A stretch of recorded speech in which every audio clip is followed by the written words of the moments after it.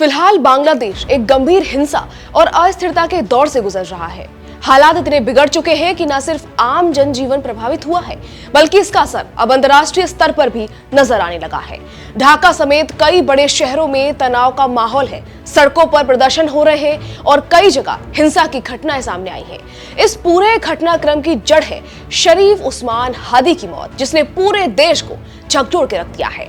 नमस्कार, मैं खुशी चौधरी और चलिए जानते हैं बांग्लादेश में चल रही हिंसा के बीच भारत ने क्या फैसला ले लिया है। शरीफ उस्मान हादी की मौत के बाद जैसे ही ये खबर सामने आई, बांग्लादेश के अलग अलग हिस्सों में विरोध प्रदर्शन शुरू हो गए। शुरुआत में ये प्रदर्शन शांतिपूर्ण बताए जा रहे थे, लेकिन धीरे धीरे हालात बेकाबू हो गए।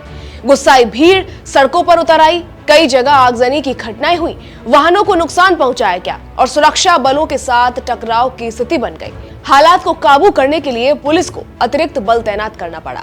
हादी की मौत को लेकर अलग अलग दावे किए जा रहे हैं। कुछ संगठनों और प्रदर्शनकारियों का आरोप है कि ये एक सोची समझी साजिश का हिस्सा है, जबकि प्रशासन इसे कानून व्यवस्था से जुड़ा मामला बता रहा है।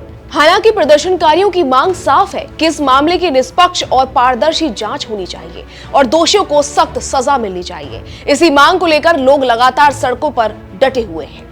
इस हिंसा का असर आम लोगों की जिंदगी पर भी साफ नजर आ रहा है।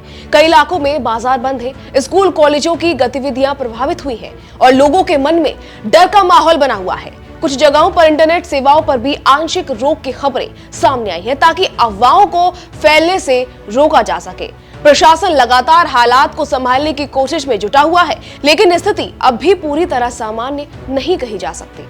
इसी बीच बांग्लादेश में बिगड़ते हालात को देखते हुए भारत ने बड़ा और अहम फैसला लिया है। भारत सरकार ने सुरक्षा कारणों का हवाला देते हुए बांग्लादेश में अपनी वीजा सेवाओं को अस्थायी रूप से सस्पेंड कर दिया है।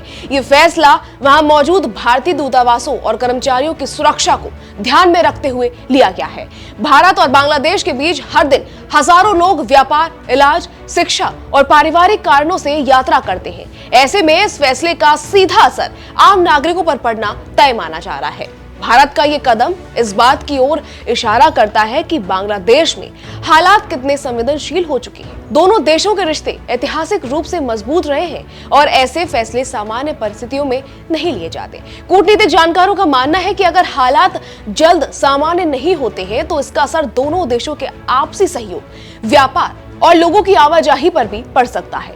बांग्लादेश सरकार की ओर से लोगों से शांति बनाए रखने की अपील की गई है। सरकार का कहना है कि हालात पर लगातार नजर रखी जा रही है और हिंसा फैलाने वालों के खिलाफ सख्त कार्रवाई की जाएगी। वहीं सुरक्षा बल संवेदनशील इलाकों में गश्त बढ़ा चुके हैं, ताकि किसी भी अप्रिय घटना को रोका जा सके। हालांकि जमीन पर स्थिति अभी भी तनावपूर्ण बनी हुई है और हालात पूरी तरह नियंत्रण में आने में वक्त लग सकता है। शरीफ उस्मान हादी की मौत ने देश की राजनीति, कानून व्यवस्था और सामाजिक माहौल को हिलाकर रख दिया है। वहीं भारत द्वारा वीजा सेवाओं को सस्पेंड किया जाना इस संकट की गंभीरता को और क्लियर करता है। अब सबकी नजर इस बात पर टिकी हुई है कि बांग्लादेश सरकार हालात को कितनी जल्दी काबू में लेकर आती है। खैर, फिलहाल के लिए इतना ही।